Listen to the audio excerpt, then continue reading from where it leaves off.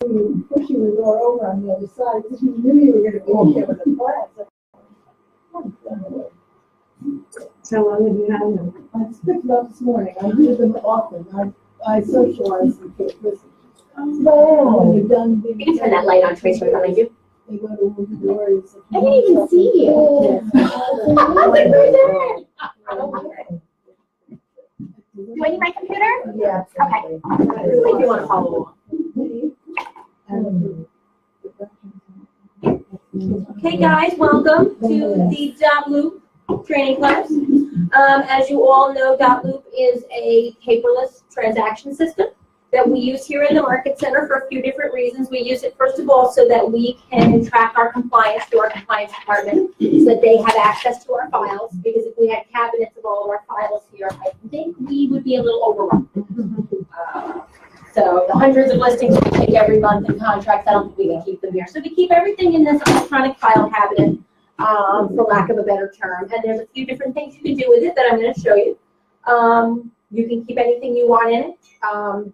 That's, you know, either for a file or for something else. So I'm going to show you guys how that works. But the main purpose of it is to have one place for all the files so that our compliance department can easily check them and know that we're following all the laws and the rules. So as you guys know, this is the MyKW e-Edge Control Panel dashboard, which is where you would find Dotloop. It doesn't say Dotloop, so if you're not sure where to find it, it's going to be right here under Start My Transactions. My Transactions is Dotloop.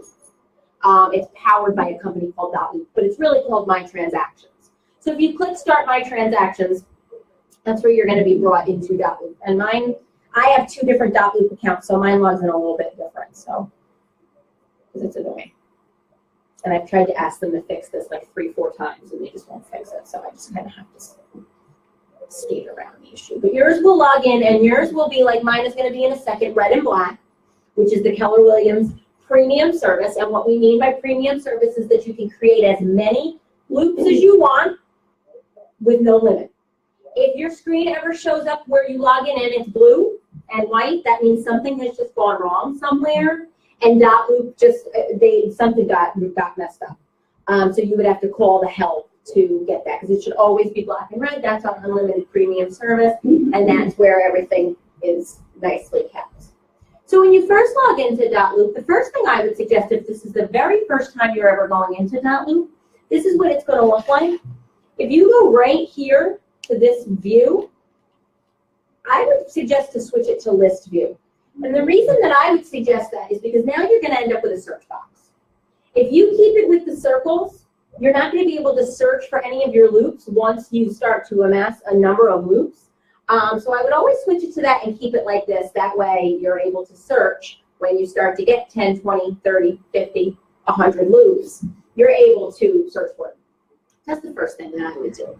And if you notice here, Dotloop has different icons up here, different things. We're going to go through all of that, what all that means.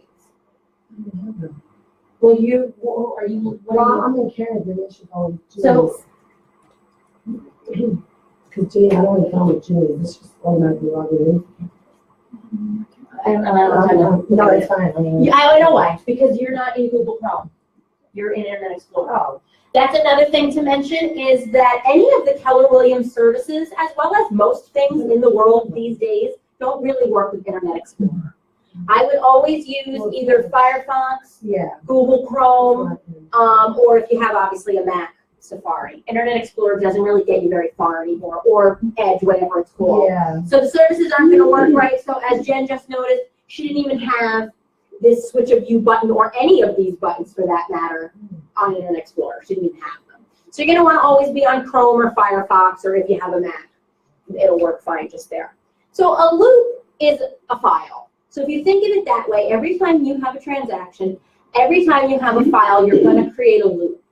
So anytime you take a listing, anytime you have a buyer, anytime you're doing a rental, a tenant, a landlord, or really anything you want to create it for, you're going to create a loop. But those are the things that as a market center, we require.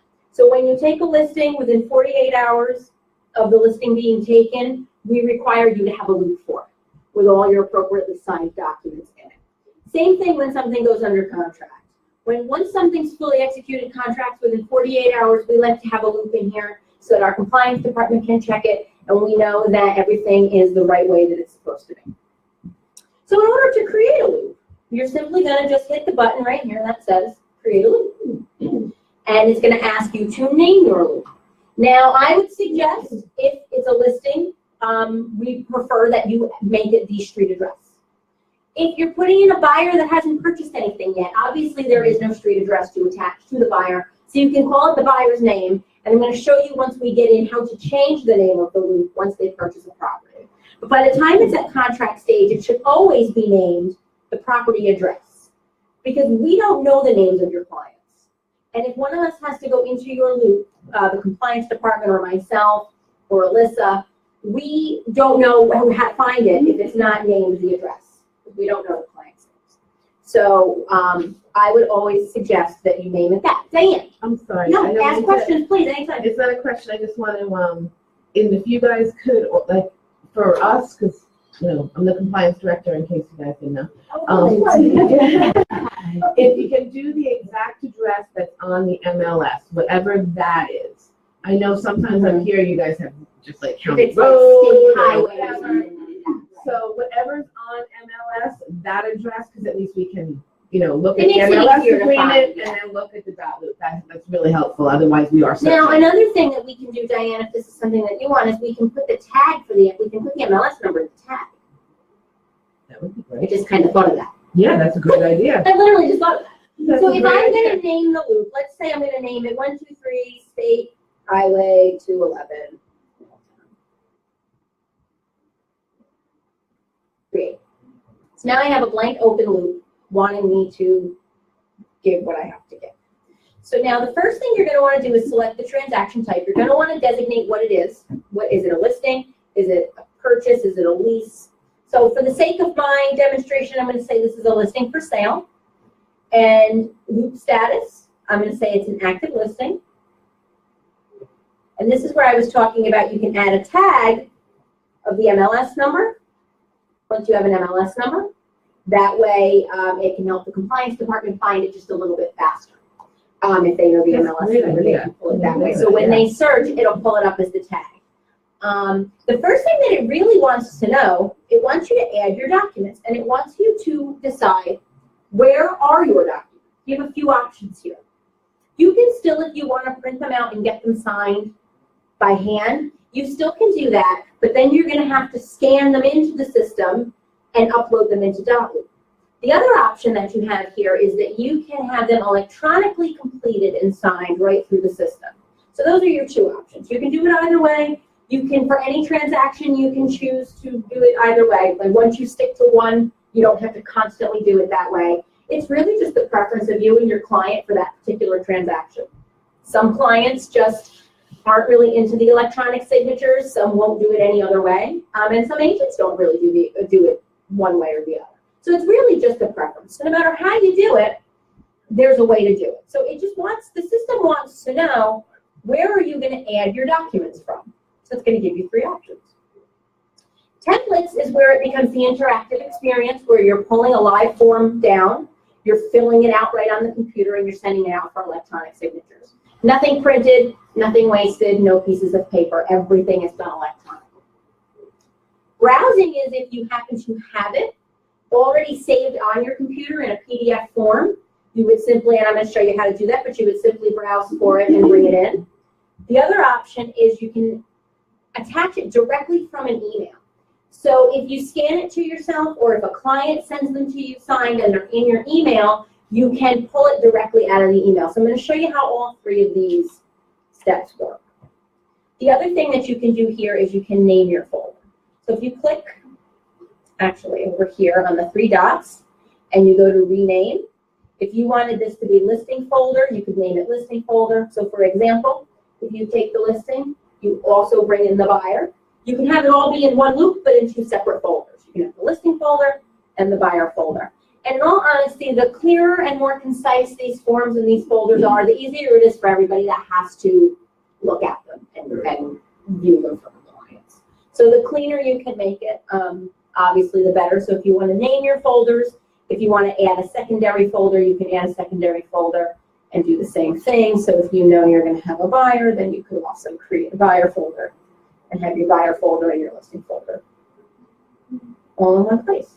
Now, is there a way to keep like the disclosures are automatically like a, I guess a main folder for everything? Because obviously when you list something, you have the same disclosures, right? Well, they're in your templates. So when So they're already in there? they're already in there, but what I'm Okay. going to show you when we go into the templates is how you can create your own personalized folder Okay. and personalize what you can personalize so that every time you pull them over, the little places that you can put your name and things like that are already filled out. Or if you want to add a separate document, you want to add some sort of a tracking sheet, you want to add some sort of a document, you have your own commission statement, like I know you guys have your own commission statements. I'm going to show you how to put those in a template. In a template for Fabulous. yourself.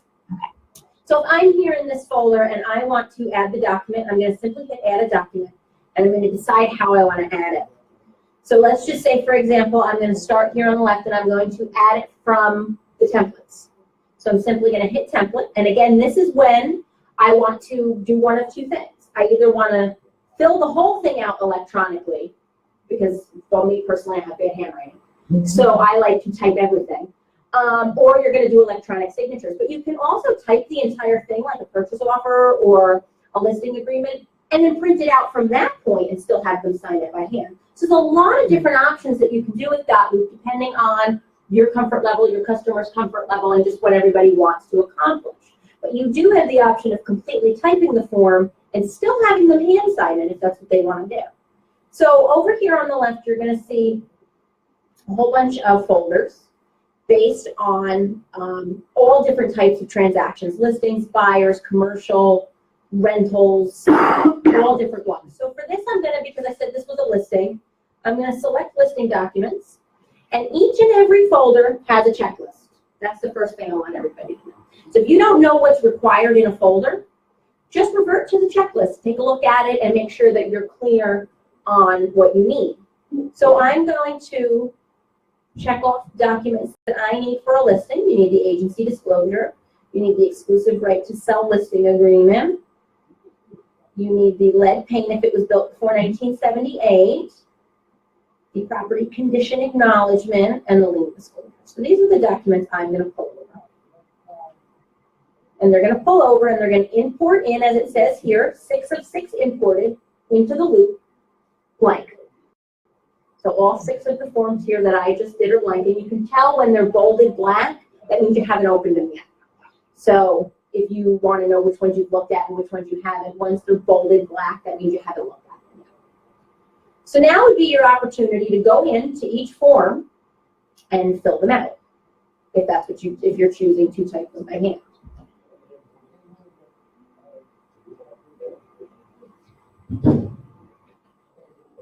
Can I just print those forms out? Yeah. You just go to File, Print. Okay. But you might want to type them, you honestly might want to type on it first. So you might want to say, this form is provided to me by Maureen, that's the agent. We've checked off what needs to be checked off to be compliant, so that's good, we're already checked off.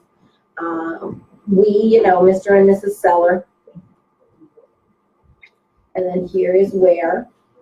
Now, will it ever just import that information if you It have will. it? I'm going to show you in just a second how to do that too. So at this point here, you can choose to print it out at this point and get it signed, or you can assign signatures to it. So those are your two options here. So if you want to assign signatures to it and get it all digitally signed at this point, you can simply click on the box, go up here to where it says assigned to, add a seller, and I'm going to show you 2 ways to add the seller in a moment. So I'm just going to say Bob Seller. Here's Bob's email address. What's Bob's role? Bob is the seller, obviously, because we're on the seller disclosure, so Bob's being called the seller. You're going to see this button here that says Add to My Team. There's not too many instances that you want to add to your team, because what that means is that Bob Seller now will have access to absolutely every form you put in Dotloop in this particular loop. Bob will be able to see everything, modify everything. He will have the exact same access that you do. So the only times you want to really add to a team is essentially when you're a team or you're sharing a listing with somebody. So if you're co-listing something or you're both representing the buyer, you'll want to add to the team, or maybe an administrative assistant or something like that. But for the most part, you're not going to add your buyers, your sellers, your attorneys. You're not going to add any of those people to your team because then they have exact same full access that you do to the loop. So to add to my team, somebody doesn't have to have a Dotloop account to use that. They do not. Okay. They do not, because again, like I mentioned, if you're in the blue Dotloop, you get a certain number of loops for free.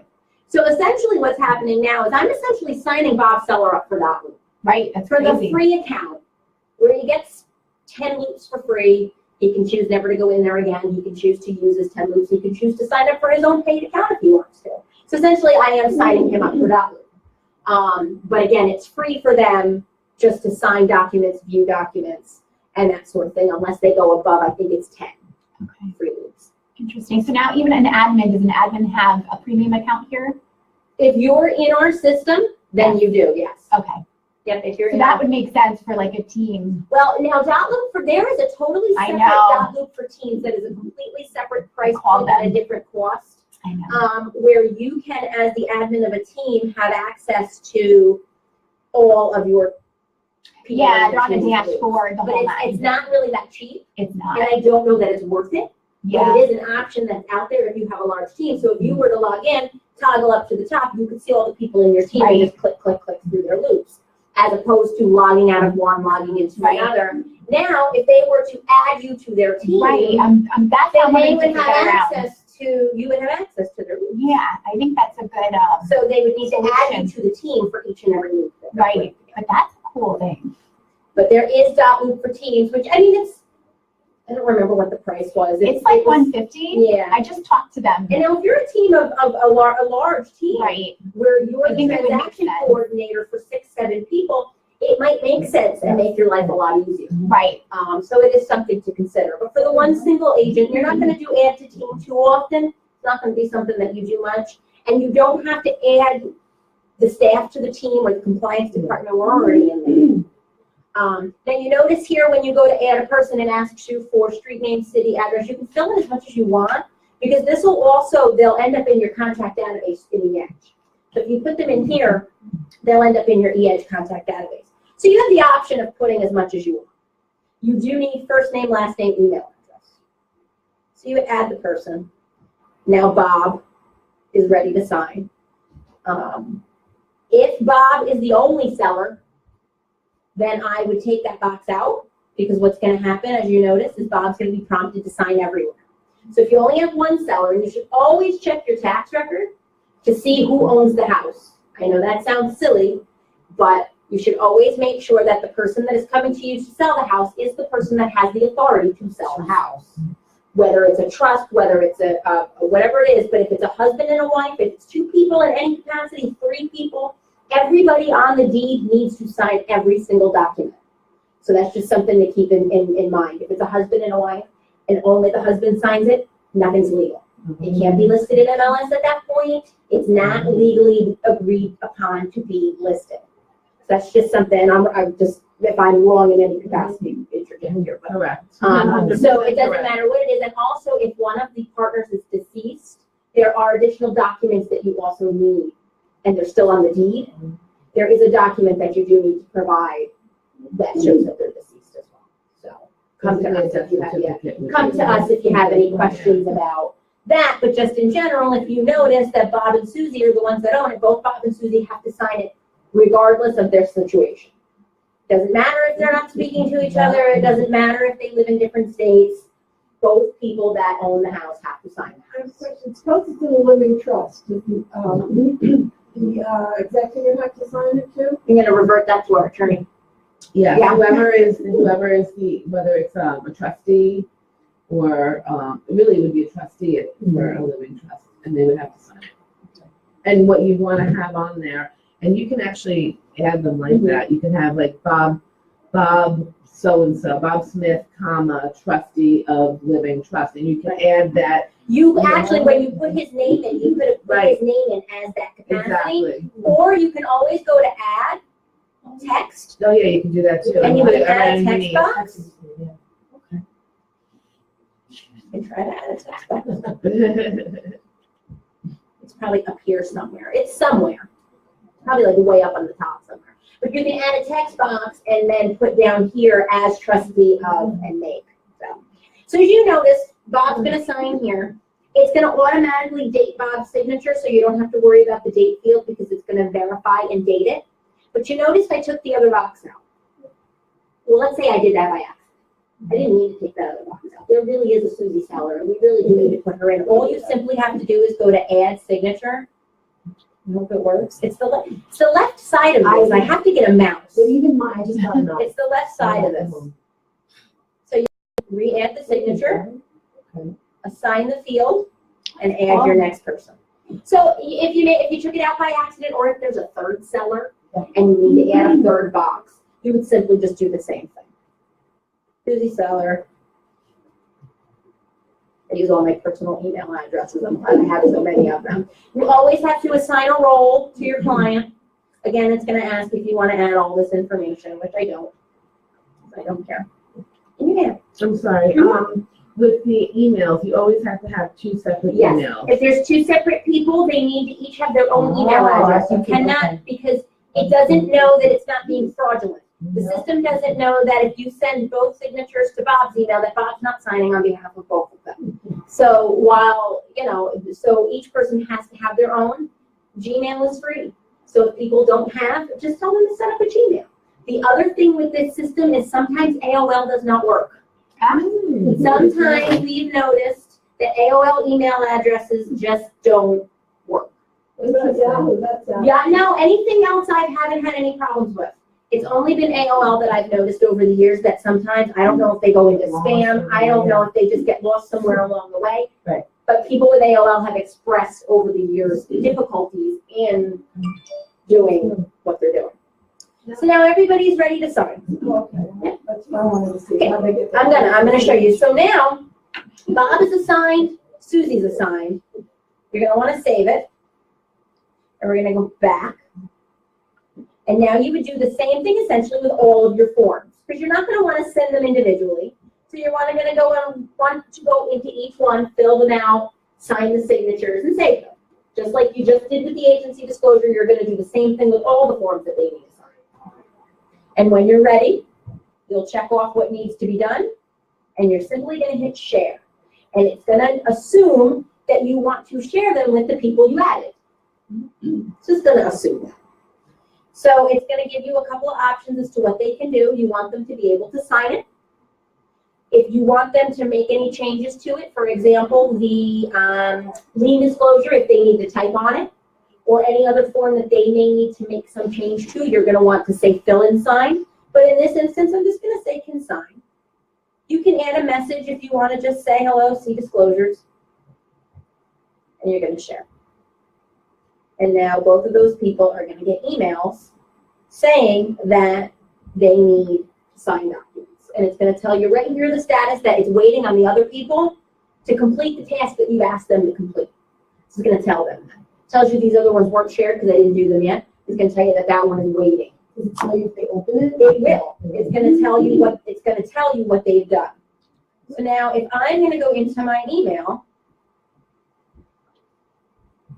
I'm going to go in as Susie. So now Susie gets the email that she has to sign something. And this is what Susie's going to see. And Bob's going to see the same thing. So it's going to say here, needs you to sign a document. So it's going to say, Maureen needs you to sign this updated document.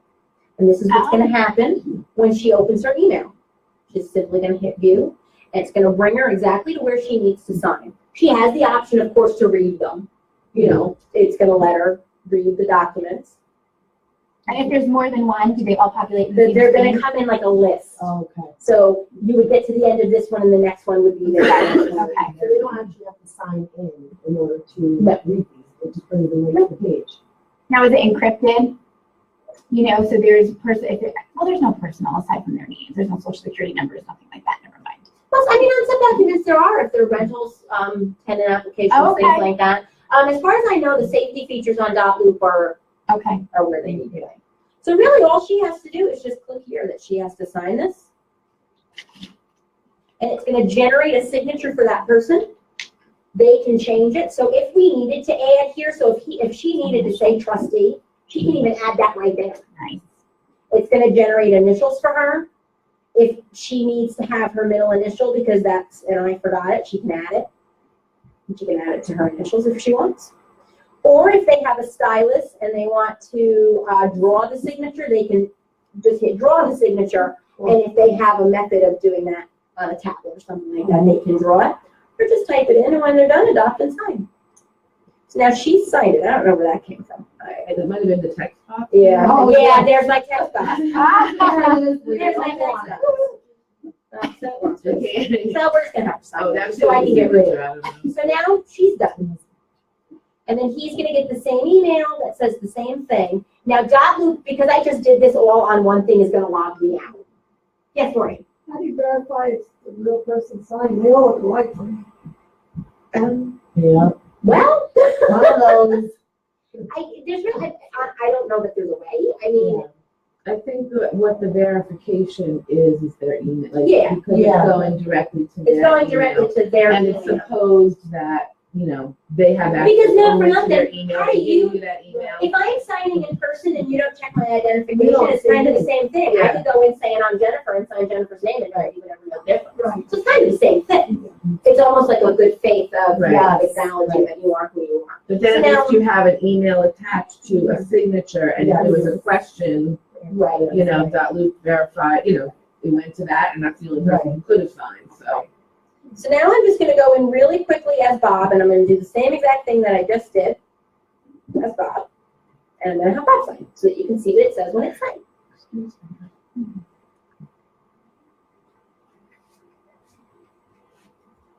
So you go in as Bob. Hi, here's the disclosures. Bob needs to sign it too. Bob can read, or Bob can do two things. He can read the whole thing, or he can just click start signing, and it'll bring him right to where he has to sign. He gets a check box too.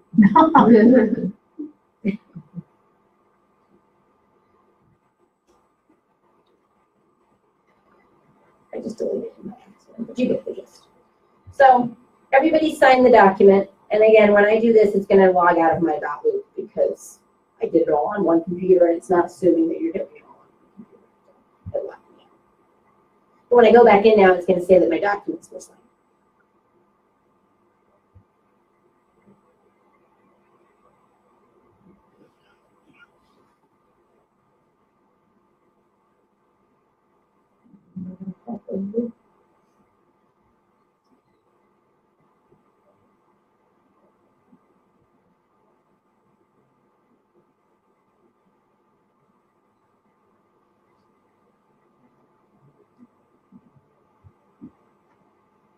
And it's going to show that she signed it. I don't think I completed his signing it because I think I hit the wrong button. Which I'm not showing that. It's not showing it. That's unorthodox. Usually it will show that it's signed.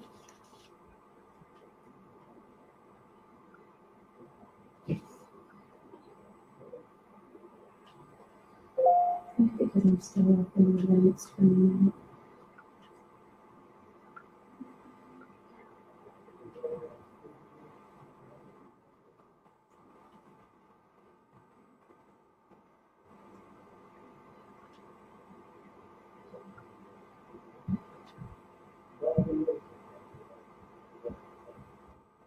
For some reason, it completely reverted everything I just did and didn't work. I know. See, accident, glitches can happen to anybody. Something I would do. So I'm going to try one more time to sign.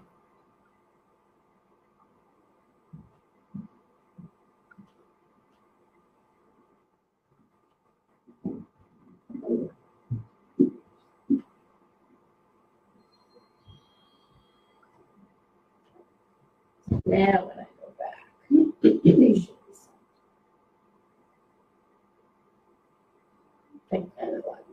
Yeah, I just didn't finish the steps. That's my fault. I apologize. I didn't finish the steps.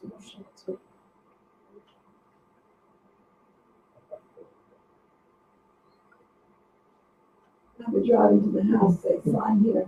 Nah, no, I didn't finish all the steps. That was my fault.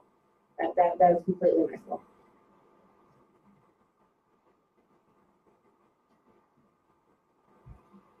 See, even I make mistakes. So now the document shows that it's signed because everybody signed it, and it's here and it's ready and it's done, and you don't have to do anything with it. When you have all of your documents signed and you're completely ready to submit your file, you have all of your listing documents signed, everything's great, you're going to check off the file. And I'm not going to do it because that'll confuse poor Diane. But you would hit the button here that says submit to review. And what that's going to do is that's going to notify the compliance department that this file is ready to be viewed. That it's good to go, you're ready to have it looked at, and then she'll get an email saying file's ready to be reviewed, and then let you know if there's anything missing, anything's not right. And we like to do this at certain stages of the transaction because the last thing you want is to get to the closing table or just before closing and have something missing. Or somebody call you out on something that you didn't have signed, and yet it gets you in trouble. So that's why we have a department that will view these for you. So we do it at listing stage, we do it at contract stage, and we do it at closing. So everything is checked at those 3 times so that we know everything is good to go as we go along the transaction.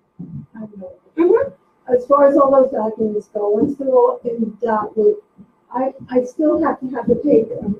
Okay. I have to, because I don't want my computer not to be up or my computer dead or Okay. I'm not hooking on.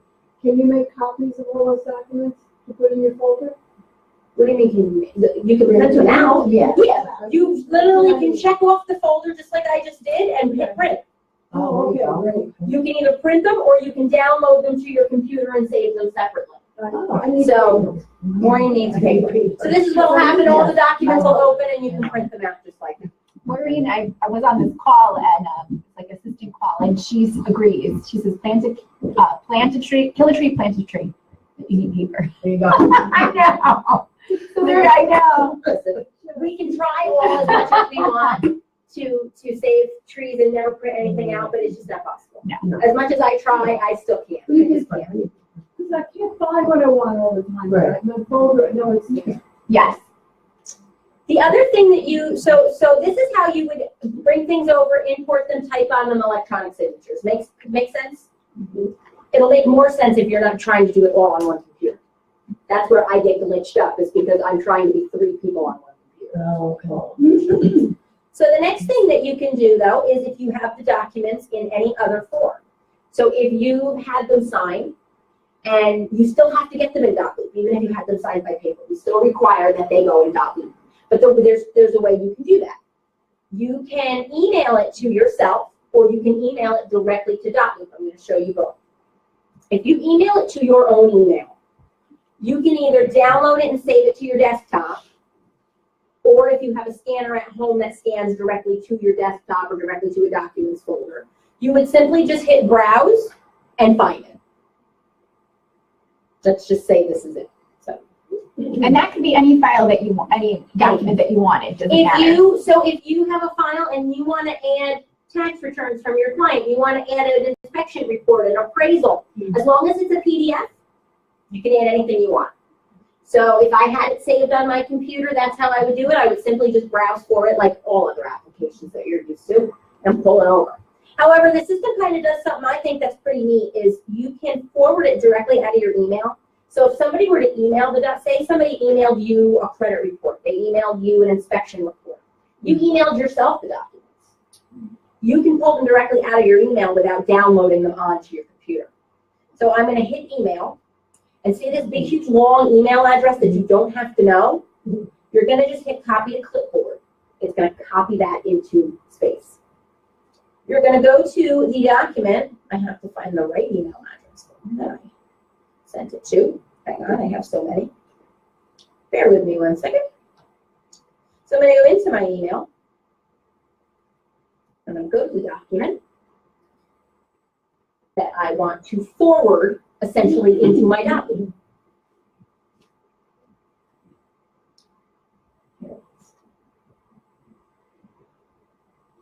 So this is the document that I want to forward into my Dotloop. These are my disclosures, my inspection report, whatever it is. I want to forward it into my Dotloop. So now remember that big long email address copied into cyberspace. You're essentially going to just hit forward. You're essentially forwarding this email to that email address. So it copied to the clipboard. You're going to hit paste in the to box and hit send. So now I just forwarded that document into my Dotloop. So now if I go back to Dotloop, the only thing I do have to do is I do have to refresh the page. Oh, okay. sometimes more than once, but hopefully just once, and here it is. And here's the document that I just forwarded over. If you hit the 3 little dots over here on the right, you can rename it. So whatever this is my report. And then now it's there. As long as it's a PDF, that's what it is. So if a client emails you something that you want to put in, you want to put in copies of the listing in here, that's a way you would do that, because MLS doesn't really let you export out a listing into a PDF yet. I really wish they would, but they don't yet. So at this point, the only way to get a copy of the listing in is to print it out and scan it to yourself. And that's how then you would be able to get it over into the loop. So those are the ways to get forms in. You can browse for already saved forms, you can export them out of the templates, or you can pull them directly out of your email. The other thing that you can do here is this button here that says View Details. From Dotloop, you can submit to the green sheet. So once something is under contract, the company requires that you submit something called a green sheet, which is like a notice of contract that essentially just explains the terms of the deal. And if you fill this stuff out, all of this information here as we go down, property address, sales price, things like that, some of this information will auto-populate to your green sheet. So you'll have it here as a record, and it'll also auto-populate to your green sheet so that you don't have to retype it twice. Wow. Now, So can you just show me, where are you? I am in View Details. View. So if I was back in the loop, Okay. just like this, Uh-huh. I just went to View Details. Okay. Right there. And this is also where you can also change the name of your loop just by simply clicking on it. You can, if you wanted to change the name of the loop. If you named it your buyer's name and then they bought a property and you wanted to change it, or for some reason you just made a mistake. I do mention this, and I don't think I have to, but I always like to mention this. Watch what you name them, only because if you're sharing documents with clients and you think you're being cute and you put something funny about their name or something like that, and you share a document with them, they're going to see what the loop is. And I don't think I have to mention that, but it was mentioned in a Dotloop class I took once. So obviously they thought it needed to be mentioned, so I mentioned it. Same thing with, you can also upload a photo, which I don't really know that a lot of people do, but you can upload a photo. So just be cautious as to what you upload, because anything you share can and will be seen. Just so you know, anything that you share can only be viewed by the person you share it with. So if you share one document with an attorney, say you share the commission statement with the attorney, they can't see anything else. They can only see what you shared with them. Same thing with your clients. So if you have 15 documents in there and you share one form with somebody, they can only see that one form that you shared with them. So really the only people that can see it are the people that you give access to. So if you were to come in here and you wanted to fill out all of this information, and it gets a lot of information, you can put in contract dates, information's on an offer, information's on the contract, if there's a referral, all this stuff. And then you were to submit to green sheet, some of that information would auto-populate over from here to there. Green sheet. And the green sheet, again, is done when something's under contract. And it has to be done, at that stage. And that's how the company knows what money's coming in. And that's how you also can track your pending information as well on what stuff you have pending. I'm sorry, Erin, could you just do the green sheet thing? Yes. You literally just hit the button on the bottom that says go to green sheet. Oh, Oh, I didn't even hit it. I didn't even hit it. So you go to green sheet. Oh, submit to green sheet. Submit to green sheet. So what is, So it's going to What bring does you it in do? to do the green sheet on this particular property. it's saying please wait, okay. Well, I don't know if the system is back up. Yesterday, KWR Yeah, was down all day with green sheets. So it still might not be perfect. Otherwise, it would open it up for you right now. It's going to open up, and this computer has pop-up blockers too, which is part of the problem. That's why. But it would open up into green sheets. And you can just do the green sheet from And right it there. brings you right in to do the green sheet right from here. But it might still be having some issues. And that was under view details? Yep, under view details. I know I've seen it and I've never utilized Up now it. it's opening. Now it's opening. And it'll bring you right into the green sheet. That's nice. Oh, Now, I didn't fill any of the information in. Right. If I did, it would have the street name, the That's street address, awesome. the prices, stuff like that would have pulled over. And you have to fill that out anyway, so. You might as well fill it out anyway because it keeps a good record of everything. And then it's just one less place you have to fill it out. So this is your loop. This is creating it, maintaining it, what you have to do with it. Nothing can be deleted from Dotloop. You can archive things, but nothing can actually be deleted. So if I didn't want this in the loop anymore, or even this entire folder, I literally would just click the dots and archive it. Okay. It's not going to delete it. It's just going to push it out of the way so you can't see it anymore. And that's for forms that either were filled out incorrectly, you don't need, they're duplicates.